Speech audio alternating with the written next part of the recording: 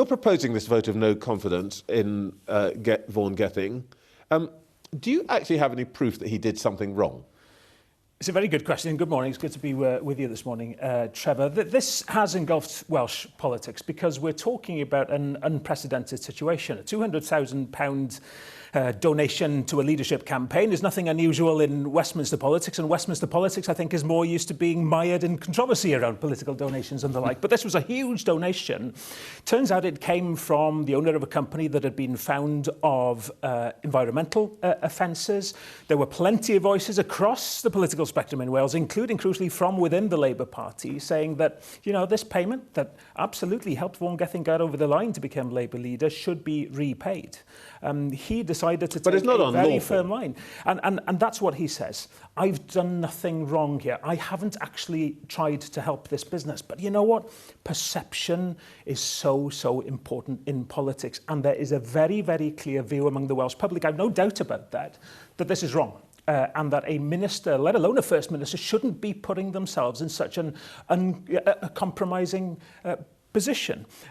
He should have paid the money back. You know, Labour were given the residual of that money, some £31,000, I think it was. Labour decided, we're not going to touch this. They gave it to what they called progressive causes. Well, if Labour decided, we're not having this because we don't want to be tarnished by this money, the Welsh First Minister, the Labour leader, said, I'm perfectly happy to have it. That doesn't look right, you know, whether rules were broken under the ministerial code or not. If Mr Gething loses that vote of confidence, would you actually support any successor who would, of course, have to be a Welsh Labour member of the Assembly?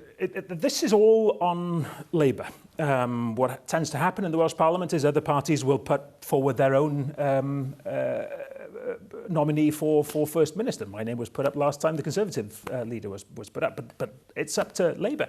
And people ask us, what will you do in the vote of no confidence? I've made it quite clear we have no confidence in the First Minister. More importantly than that, the Welsh public don't have confidence in him. Not his party. But it's Labour who will decide. Labour members of the Senedd in that vote of no confidence, but crucially, I think also Keir Starmer, who has shown through his parachuting of candidates in last minute to Wales that he very much wants to act as the puppet master within all of the Labour Party. All right. Well, you say Labour, as it were, runs the show, but this is an election, it's a proper contest. What are you going to be offering the Welsh people in this election? I think there's a very, very clear role for Plaid Cymru. Plaid Cymru has a very clear vision for the future of Wales. This is not as good as it gets for Wales. Labour is not as good as it gets in Welsh government in Wales. We want to build a Welsh economy that is strong. We want to get rid of the shackles of poverty that have kept so many children over generations in poverty in Wales. That's our positive vision, building that sort of prosperity and fairness. But we place ourselves in an election where we're not fighting to be the largest UK party. No, that's unlikely. Right? But we have a Conservative government that is on the way out.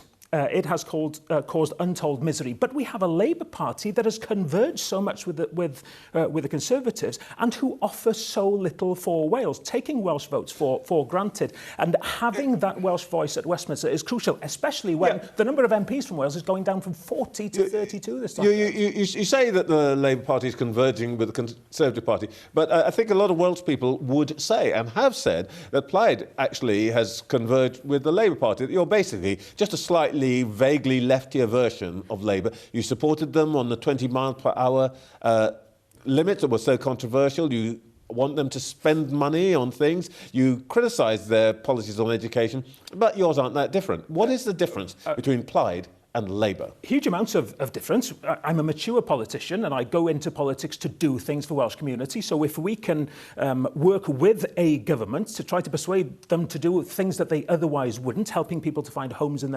their communities, you know, free school meals and the like, that is a positive thing to do. And they're all Labour policies? No, they're Plaid Cymru policies that were implemented because of us cooperating with government, not supporting them. I'm the leader of an opposition party in the Welsh Parliament, holding them very firm. But I'm trying to get what it is you oppose them about. I haven't heard what you oppose them about, except this donation. Let's look at the fundamentals of our pitch in this election about fair funding for Wales. Wales is funded under what's called the Barnett's formula, which has been outdated for decades by now. Even Labour in Wales as individuals put forward the case for funding Wales according to need.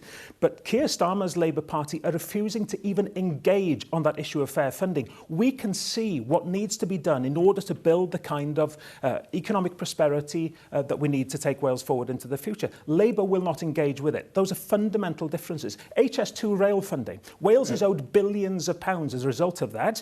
You know, a rail project that was designated an England and Wales project, even though there's not a centimetre of track in Wales. Scotland and Northern Ireland get some funding additionally. We get nothing. We end up paying for HS2. Labour won't even address that injustice. That's a fundamental difference between us, investing in our So what you're really telling me is that Plaid Cymru is different to Labour in this respect, that actually you've got the same basic policies as Labour, but you want to spend more of UK's money on Wales.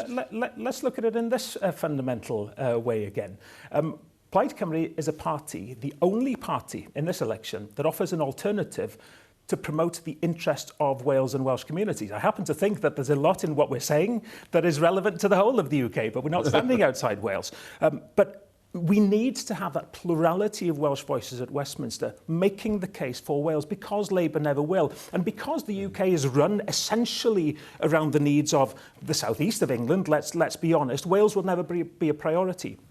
If you don't have that Welsh voice in Westminster through Plaid Cymru, we are never even going to be having those debates on how to take issues of fair funding, of economic prosperity forward. And that is so key. OK, last quick question. You've got 2 seats now in Westminster, I think. No, we have more than that. So, yeah, we won 4 at the last election. OK, 4. You've got 4 seats. What's a good night for you on election night? Listen, our pitch is a Wales-wide one. There are areas where we are traditionally stronger, yes. This is a tough election, you know, polarised, sold as a red versus blue, which of course it is not. And our success for us will be to maximise Wales's voice. Okay. Number of MPs down from 40 to 32. More important than ever that we have Plaid Cymru there making the pitch for our communities, because nobody else will. Rhun Iowerth, I got it right, almost. Perfectly. Thank you very much for your time this morning. Good to see you.